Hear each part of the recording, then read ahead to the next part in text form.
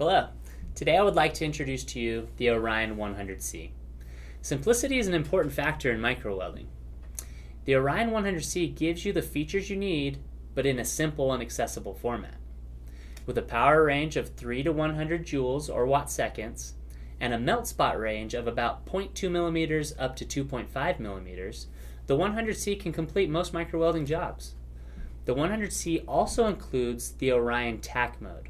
This mode is used to make small, non-permanent welds to hold parts in place. The Orion 100C includes a small benchtop power supply, as you can see here, with a 5-inch full-color touchscreen display. All weld settings are adjusted right on this display. No knobs, no buttons, no dials. Included in the welder is a simple welding interface. This easy-to-use interface allows you to select 3 basic variables: the metal, the joint type, and the size of the weld spot you need. The 100C will then select the ideal weld settings for this application.